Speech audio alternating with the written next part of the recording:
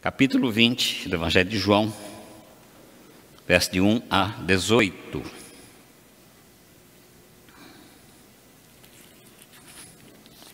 Diz assim a palavra do Senhor. Jesus no Getsêmani. Tendo Jesus dito essas palavras, saiu juntamente com seus discípulos para o outro lado do ribeiro de Cedron, onde havia um jardim, e aí entrou com eles. E Judas, o traidor, também conhecia aquele lugar, porque Jesus ali estivera muitas vezes com seus discípulos. Tendo, pois, Judas recebido a escolta dos principais sacerdotes e dos fariseus, alguns guardas chegou a esse lugar com lanternas, tochas e armas. Sabendo, pois, Jesus todas as coisas sobre ele haviam de vir, adiantou-se e perguntou-lhes: a quem buscais? Responderam-lhe: a Jesus o Nazareno. Então Jesus lhes disse: sou eu, ou eu sou. Ora, Judas o traidor estava também com eles. Quando, pois, Jesus lhes disse: sou eu, recuaram e caíram por terra. Jesus de novo perguntou-lhes: a quem buscais? Responderam: a Jesus o Nazareno. Então lhes disse Jesus: já vos declarei que sou eu. Se é assim, pois, que buscais, deixai estes, para se cumprir a palavra que dissera: não perdi nenhum dos que me deste. Então Simão Pedro puxou da espada que trazia e feriu o servo do sumo sacerdote, cortando-lhe a orelha direita, e o nome do servo era Malco. Mas Jesus lhe disse: mete a espada na bainha. Não beberei porventura o cálice que meu Pai me deu? Vamos orar. Pai querido, é a Tua palavra que será exposta. E com temor e tremor, Pai, eu me coloco como apenas um instrumento nas Tuas mãos, para que Teu Espírito Santo fale, através da Tua palavra, a todos os corações que estão conosco nesta noite, aqueles que estão aqui no templo e aqueles que estão conosco pelo YouTube. Que a Tua graça, ó Pai, nos alcance mais uma vez nesse momento, através da ministração da Tua palavra. Fala conosco, ó Pai, nós queremos ouvir. Pai, fortalece a Tua igreja, e assim o nome do Senhor será glorificado na vida de cada um de nós.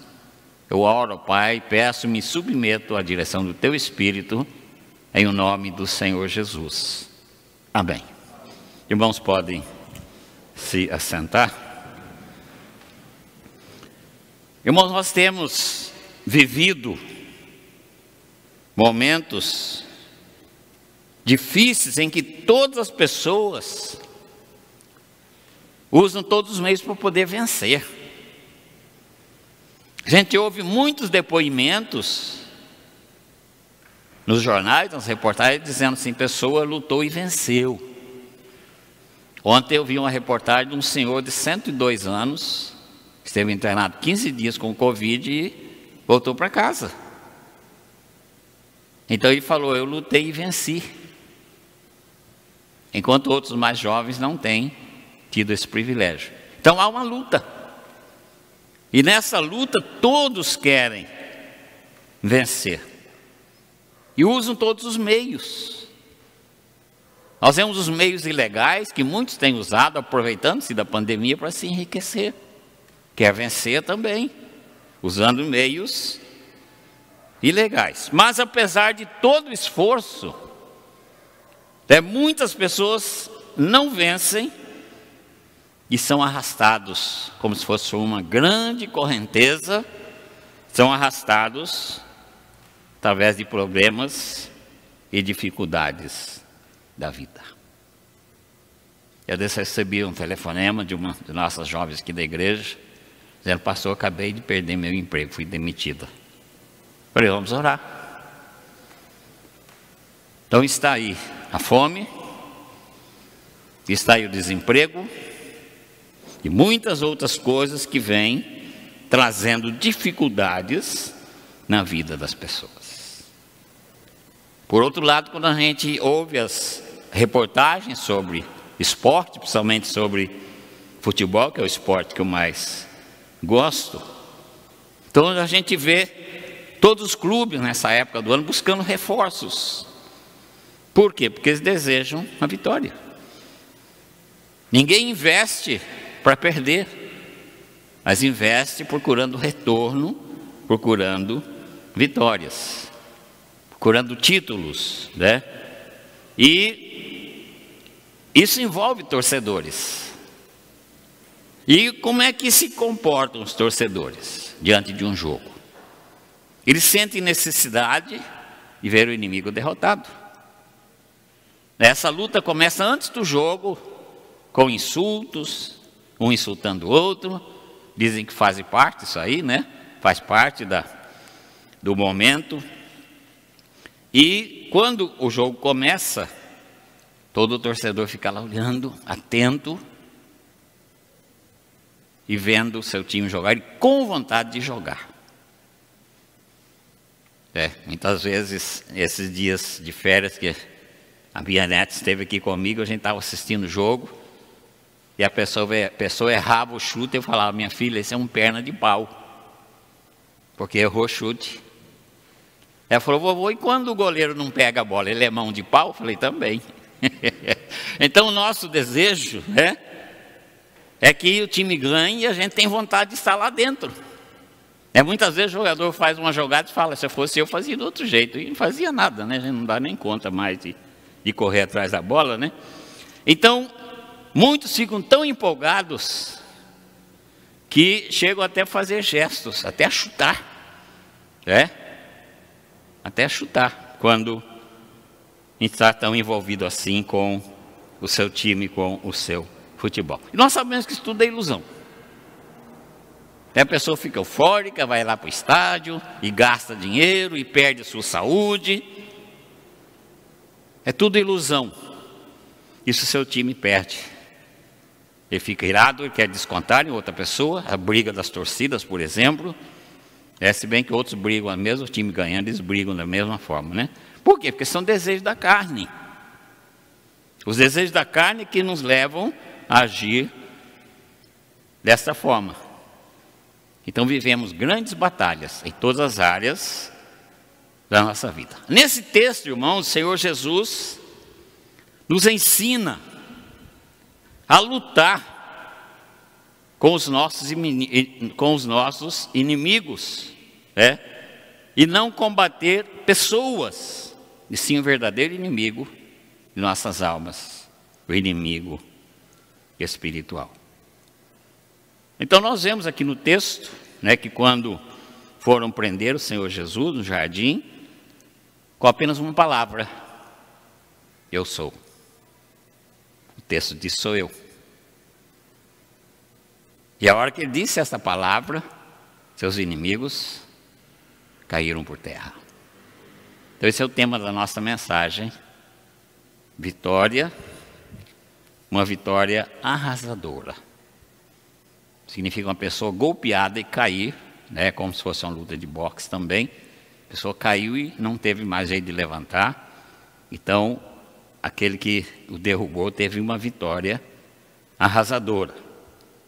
Então, irmãos, esse texto em que Jesus diz: eu sou, como o nosso pastor disse aqui, ele está usando a mesma expressão usada em Êxodo, capítulo 3, versos 13 e 14, quando diz assim: disse Moisés a Deus: eis que quando eu vier aos filhos de Israel e lhes disser: o Deus de vossos pais me enviou a vós outros, e eles me perguntarem: qual é o seu nome?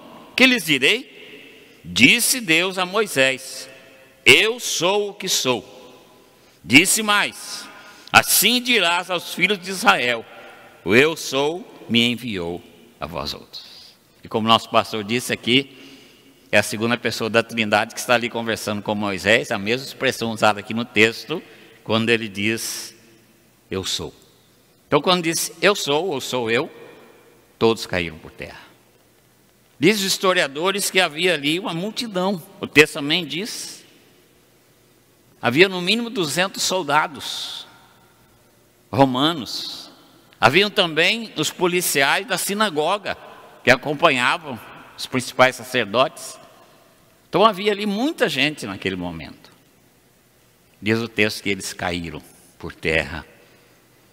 Então, amados irmãos, isso mostra o poder do Senhor Jesus para derrotar o mal, derrotar o inimigo. Você vai dizer, mas Jesus foi preso. Sim, foi preso. Mas mostra também o seu amor em se entregar por nós.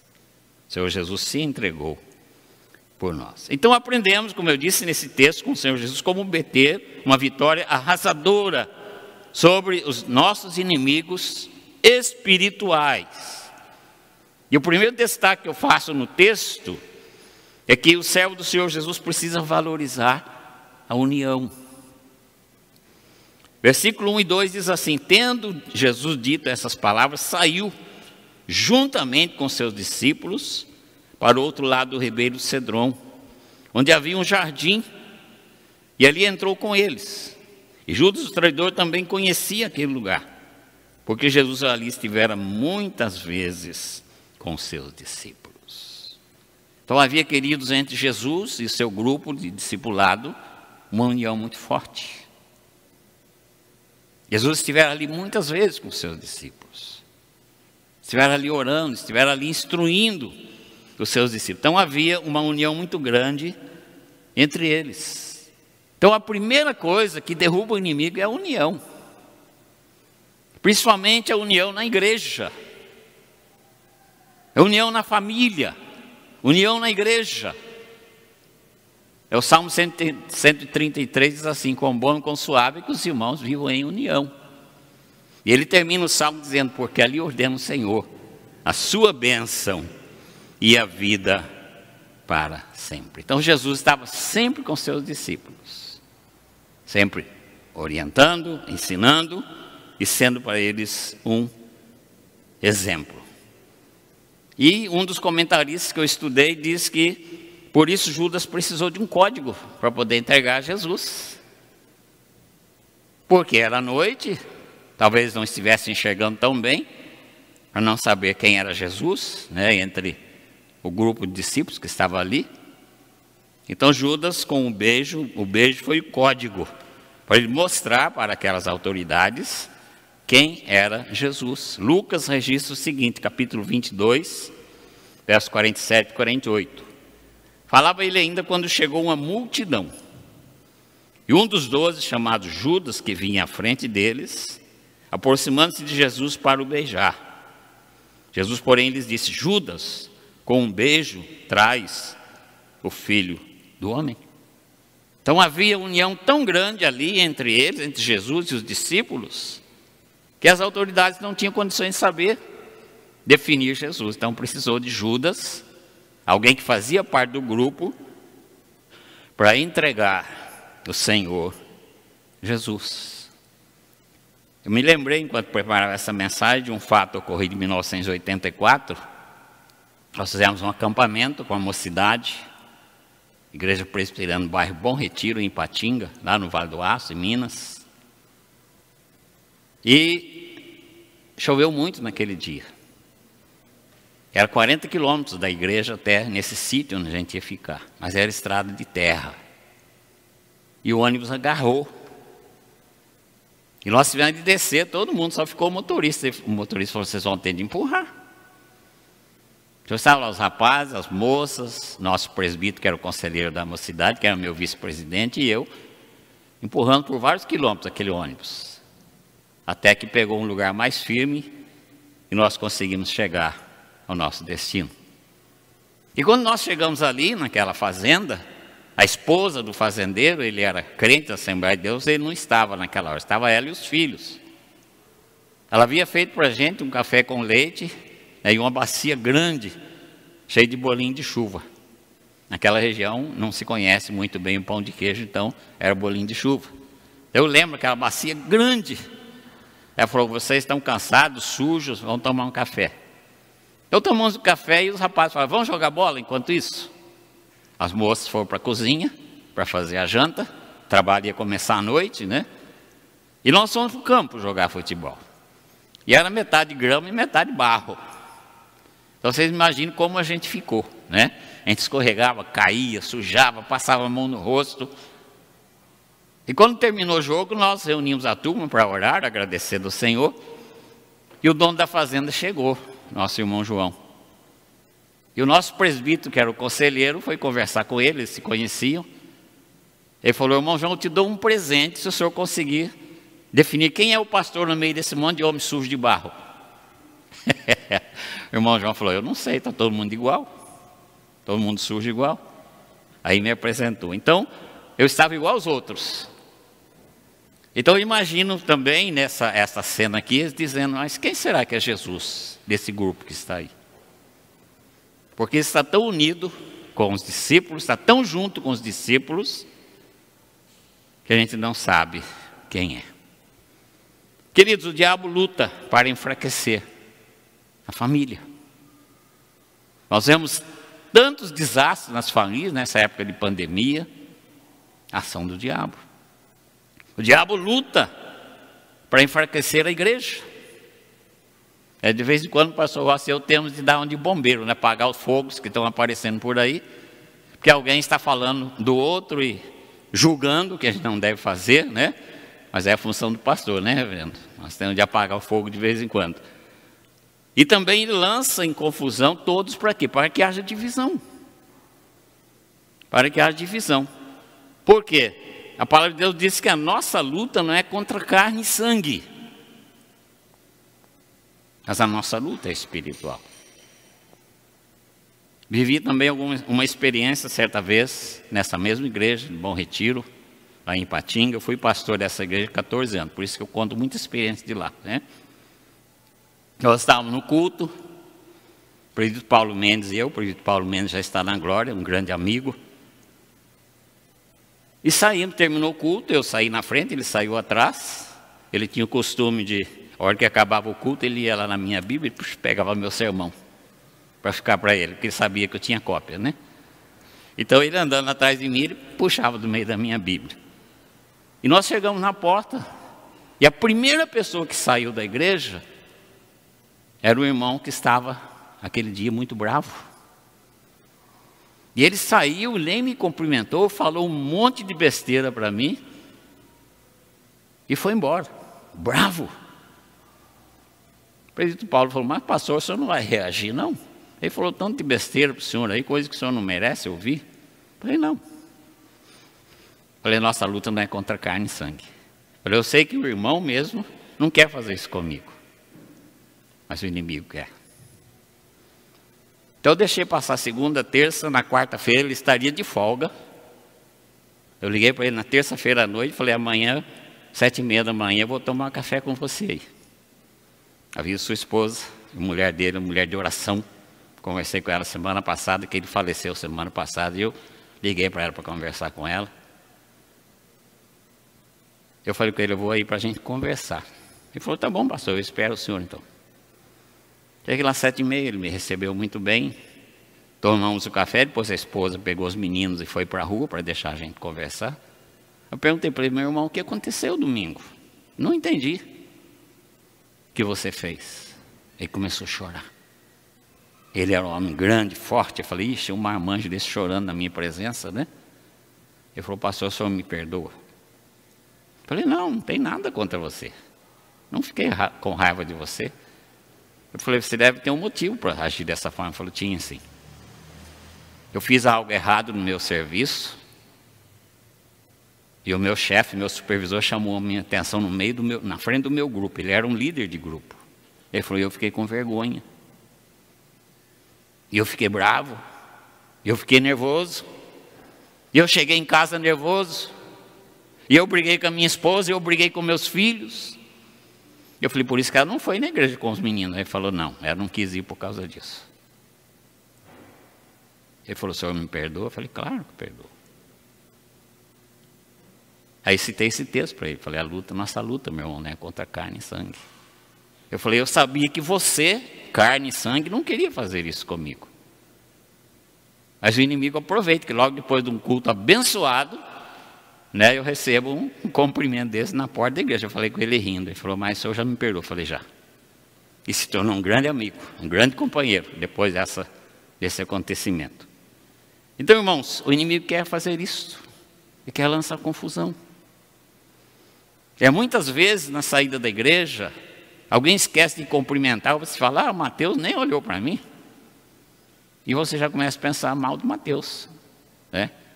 Às vezes o Mateus estava pensando na Amanda e não lembrou de olhar para você, né, Mateus? Queria chegar em casa logo, porque a Amanda não veio, né, de manhã, hoje de manhã.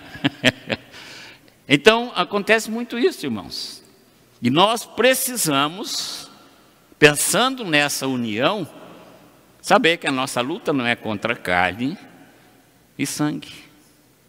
Então, como eu disse, nesses dias de prisão domiciliar, tem acontecido muita confusão. E até mesmo dentro da igreja, entre os irmãos da família da fé.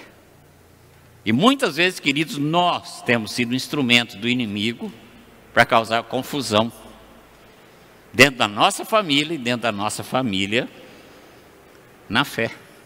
Por quê? Satanás sabe que uma família dividida não vai subsistir.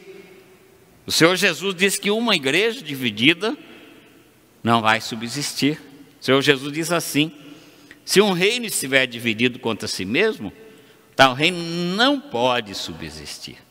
Então vejam aí, queridos, que onde que o inimigo trabalha?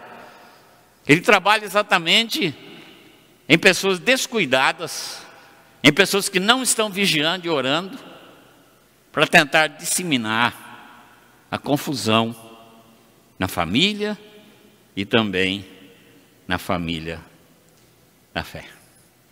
Por isso o Senhor Jesus ora em João 17, né, a oração sacerdotal, ele diz assim: a fim de que todos sejam um, como és tu, ó Pai, em mim, e eu em ti, também sejam eles em vós, para que o mundo creia que tu me enviaste. Irmão, se eu sair por aí criticando os irmãos, como diz Paulo, eu não tenho direito de julgar ninguém, né?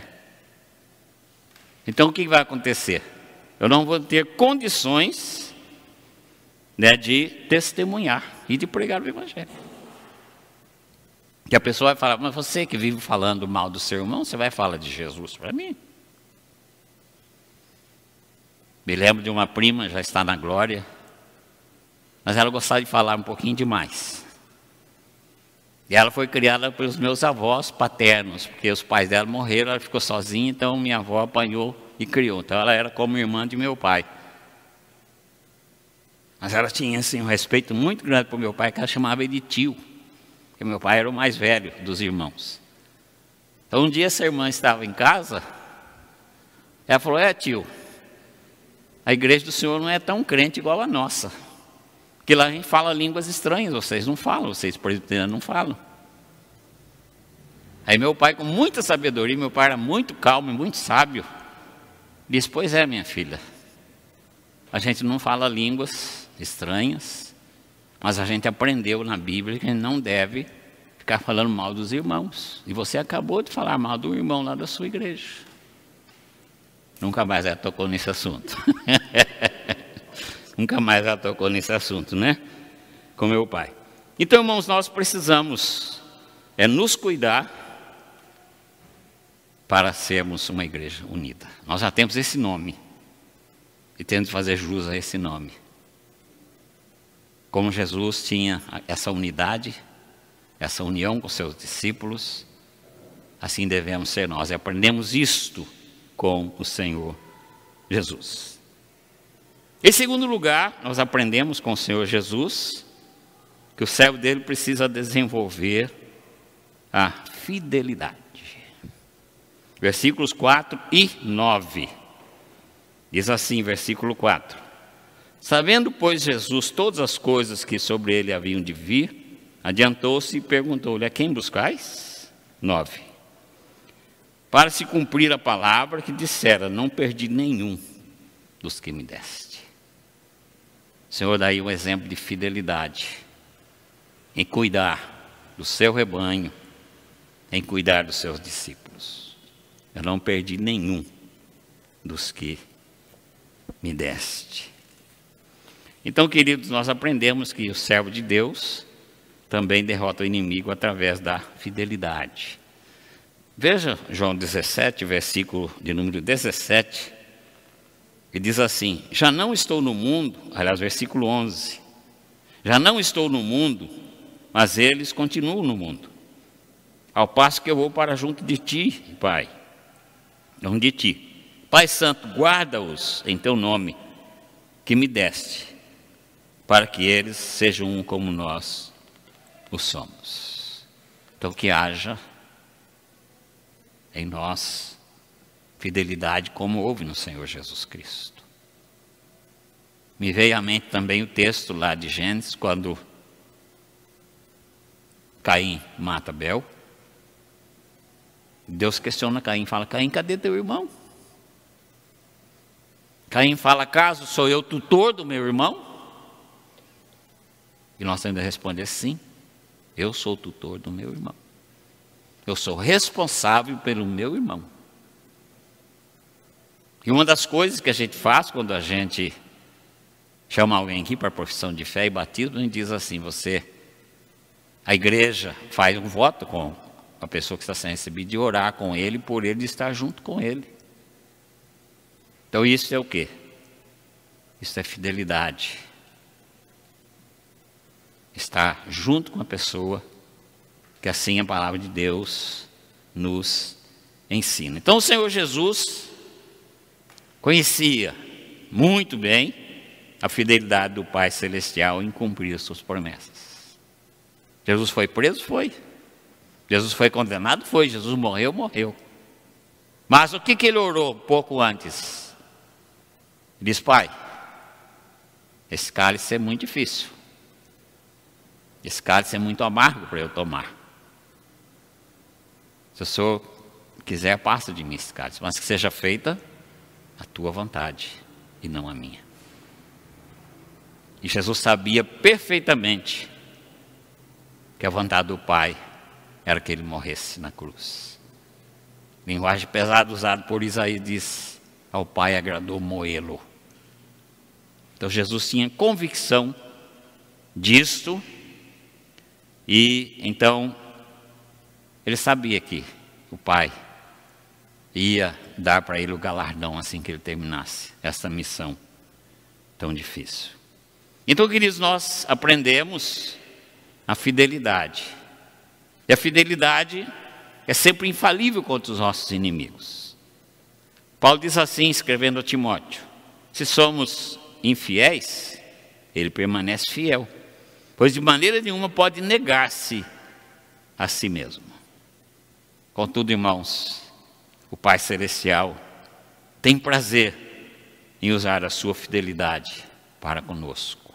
E Ele espera que nós sejamos também fiéis para com Ele. Salmo 18, versos 25 e 26 diz assim: para com o benigno, benigno te mostra. Com o íntegro, também íntegro. Com o puro, puro te mostras.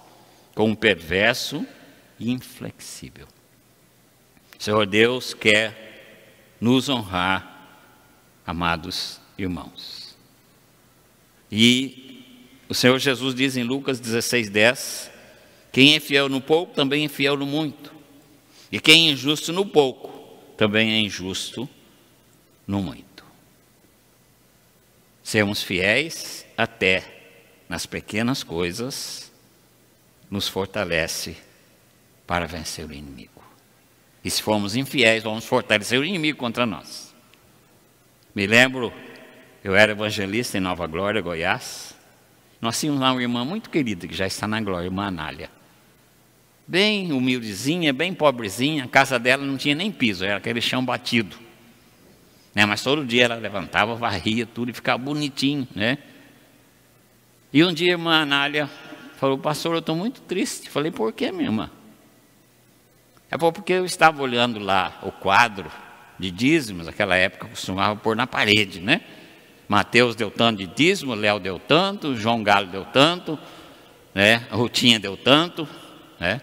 Então eu ficava lá exposto na parede. Graças a Deus acabou isso, né? E ela olhou o dízimo dela e olhou o dízimo do presbítero que tinha a melhor situação financeira da igreja. Ele era fazendeiro. Ele falou: pastor, estou tão triste, meu dízimo é tão pouquinho, perto do dízimo do presbítero fulano de tal. Eu falei: minha irmã, só se engana. Só se engana. Porque Deus não olha a quantidade, mas Ele olha a fidelidade. Eu falei: a senhora, na sua vida humilde, a senhora vende um frango, que ela criava galinha, a senhora dá o dízimo do frango que a senhora vendeu. A senhora vende uma dúzia de ovo, a senhora tira o dízimo. A senhora vende um pé de alface, a senhora tira o dízimo. Isso é fidelidade. É isso que agrada a Deus e não a quantidade. Ela deu um sorriso tão bonito, ela era banguela, né? Deu um sorriso tão bonito, falou: ô pastor, que coisa boa, que palavra boa, né? Falei: amém.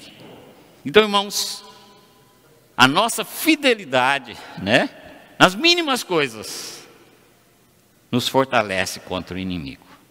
Agora, a nossa infidelidade fortalece o inimigo que prevalece contra nós. O servo infiel, ele se abate facilmente, mas o servo fiel é uma fortaleza. Os que confiam no Senhor são como o monte de Sião, que não se abala, mas permanece para sempre. Ao contrário daquele que não confia no Senhor, o Senhor Jesus o compara a um homem que construiu uma casa sobre areia. Não se preocupou em fazer um alicerce muito bom e fez uma casa bonita, mas sem base nenhuma. E diz o Senhor Jesus que vieram as tempestades, os ventos, as enchentes. E a casa caiu e foi grande a sua ruína. Então, se nós não formos fiéis ao Senhor, nós vamos dar margem ao inimigo para trazer grandes ruínas na nossa vida.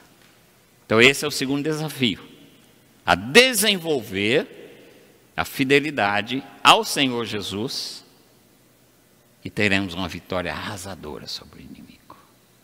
O inimigo vai cair como caíram aqueles, talvez os 300 soldados que estavam ali junto com a liderança. Quando Jesus falou: eu sou, eles caíram. Então você vai ter também, amado irmão, amada irmã, uma vitória arrasadora sobre o inimigo das nossas almas.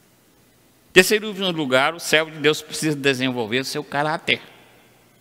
Versos 10 e 11, dois últimos versículos, diz assim: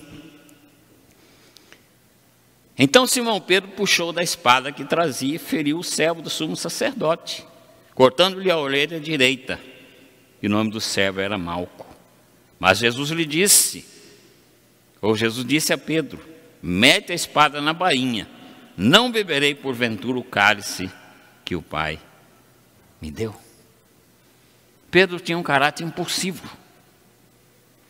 Ele estava sempre na defensiva e não aceitava qualquer tipo de afronta. Usando o ditado popular, ele não levava desaforo para casa. O Senhor Jesus falou: não, Pedro, não é assim que age. Demonstrando autocontrole. Não adianta brigar. Por quê? Jesus sabia que o Pai tinha um propósito para com ele naquela hora. Que não adiantava ele brigar. Não seria a espada de Pedro que ia livrá-lo. Ele ser preso e cumprir aquilo que o Pai já havia determinado. Porque ele confiava no Pai Celestial. E o pastor frisou aqui, Jesus dizendo: Pai, nas tuas mãos entrego meu espírito. Então era a confiança dele no Pai Celestial. Então ele tinha esse autocontrole diante de um inimigo desleal. Todos eles foram desleais, todos os seus inimigos com o Senhor Jesus. Começar por Judas, que o traiu. E depois, pelo seu julgamento. Uma grande mentira aquele julgamento. Ninguém achou nada contra Jesus para o condenar. Pilatos diz: eu não vejo nesse homem crime algum. E por que Jesus foi condenado? Ele foi condenado porque que ele disse é verdade. Para condenar o que disse é verdade. Qual foi a acusação dos religiosos contra ele? Ele está se fazendo igual a Deus. Ele disse que é filho de Deus, e é a verdade. Então ele foi condenado e morto, porque disse a verdade. Você e eu também, amado irmão, amada irmã, nós somos escolhidos por Deus desde antes da fundação do mundo, e Deus tem um propósito para a nossa vida. E para que estejamos dentro desse propósito de Deus, nós precisamos estar atentos ao inimigo. Veja o que João disse: vós sois do diabo, olha o Senhor Jesus, no Evangelho de João, vós sois do diabo que é vosso pai, e quereis satisfazer os seus desejos. Ele foi homicida desde o princípio, e jamais se firmou na verdade, porque nele não há verdade. Quando ele profere mentira, fala do que ele é próprio, porque é mentiroso e pai da mentira. João 8, 44. Então as estratégias de Satanás contra você e contra mim são desonestas. Ele usa de artimanhas. Paulo diz que ele disfarça em anjo de luz, se transforma em anjo de luz, para tentar a gente. Por isso, irmãos, não devemos deixar a nossa posição de obediência ao nosso Pai Celestial, de fidelidade. Porque esse era o caráter do Senhor Jesus Cristo. E esse é o caráter que está sendo moldado em nós, pela ação do Espírito Santo. E Tiago diz assim: sujeitai-vos, portanto, a Deus, mas resisti ao diabo, e ele fugirá de vós. Satanás sabe que já está derrotado. Ele sabe que vai ser lançado no último dia, junto com seus anjos, com seus demônios, e com todos aqueles que não creem em Jesus, vai ser lançado no fogo ardente, para o sofrimento eterno. Mas enquanto isso, irmãos, ele tenta trabalhar a sua vida e a minha vida.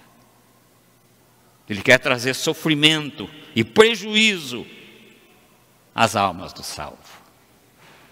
Por isso precisamos estar atentos, aprendendo sempre com o Senhor Jesus, que a nossa luta não é contra carne e sangue.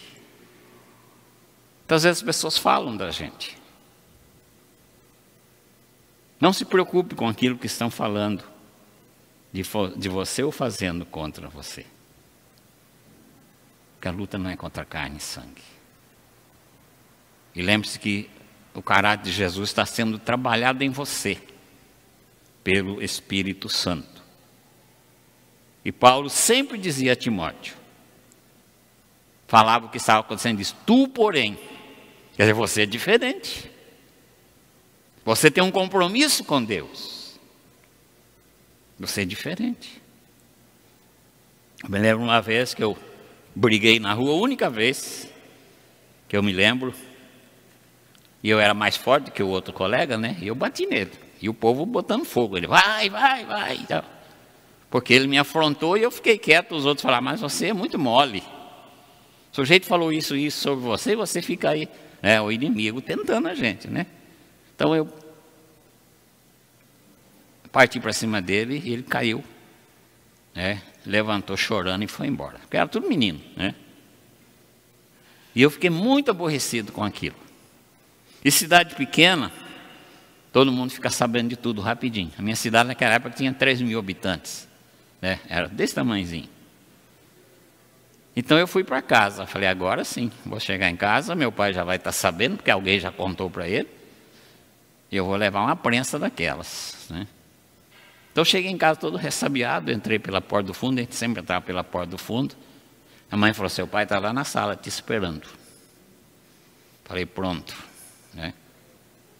Já tinha chegado lá a notícia, né?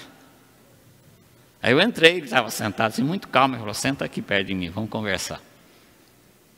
Ele falou: o que aconteceu lá na praça? Me conta o que aconteceu. Aí eu contei para ele a história toda. A hora que eu terminei, ele falou: você está certo em fazer isso? Eu falei: não, estou errado. Não é assim que a Bíblia ensina, não aprendi assim. Eu errei. Falei: estou aqui para receber o castigo. Ele falou: não, você já tem consciência que está errado, eu não vou te castigar, não. Ele falou, você vai agora lá para a casa do seu coleguinha e vai pedir perdão para ele. Tinha que atravessar a cidade toda, que eu morava do lado de cima e ele morava do lado de baixo. Não era grande a cidade, né? E eu desci e falei, e agora? Como é que eu vou fazer, né? Ele era muito amigo, a mãe dele, uma pessoa extraordinária, dona Regina. Cheguei lá, bati na porta, ela saiu, falou, o que foi, meu filho? Ela chamava de meu filho. Eu falei, eu vim pedir perdão para o seu filho, porque a gente brigou e eu bati nele. Ela falou, não, ele merecia, porque ele te insultou. Ela já sabia também a briga, né? Já tinha chegado lá. Mas pode entrar, ele está lá no quarto. Eu entrei no quarto, falei, ele chamava Cláudio, falei, Cláudio, você me perdoa? Eu perdi a paciência. Ele falou, não, eu merecia, eu te insultei. Falei, você me perdoa? Ele falou, perdoa, claro, está tudo bem, vamos brincar então. Né, vamos? Aí a mãe dele falou, vou fazer um café para vocês aqui e tal. Então, irmãos, nós precisamos estar atentos, né? Porque Jesus está trabalhando o nosso caráter no processo de santificação através do Espírito Santo. E Paulo diz em Romanos 16, 20, o Deus da paz em breve esmagará debaixo de vossos pés a Satanás. Veja que glória! Em breve, o Senhor vai esmagar Satanás. Portanto, o caráter do salvo lança por terra o inimigo. Com apenas uma palavra, o Senhor disse, eu sou. E eles caíram por terra. Uma vitória arrasadora. Que Deus trabalhe, irmãos, nossas vidas, como servos dele, lutando pela unidade na nossa família na fé, que é a igreja, aprendendo com o Senhor Jesus. Porque a nossa luta não é contra carne e sangue. Então, se o irmão te ofendeu, disse alguma coisa que você não gostou, olhe por esse lado. O irmão carnal não ia fazer isso contra você, mas ele se descuidou e o inimigo usou para fazer isso. Então entenda isto. E olhe com os olhos espirituais. Olhe pela unidade que o inimigo quer espalhar, dividir a igreja. Sejamos fiéis, como Jesus foi fiel ao Pai. Sejamos fiéis às mínimas coisas. Isso para Deus é importante e para nós também, porque nos dá forças e autoridade contra o inimigo. E também procuremos ter o mesmo caráter do Senhor Jesus Cristo. O Espírito Santo está trabalhando em nós esse caráter. Mas muitas vezes nós não queremos. Nós achamos que sabemos tudo. Igual Pedro. Não, Senhor, eu sou bom na espada.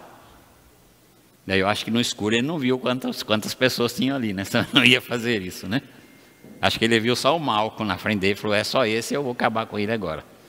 Jesus falou, não é assim não, Pedro. Esse caráter impulsivo seu só dá problemas. Aprendendo com Jesus. E que nós possamos sempre ser bênção nas mãos do Senhor, para abençoar as pessoas. Que você tenha, amado irmão, que eu tenho, que nós tenhamos juntos, sempre essa vitória esmagadora contra Satanás e seus demônios que estão aí a perturbar a vida da igreja e a nossa vida. Que o Senhor Jesus te faça vencedor.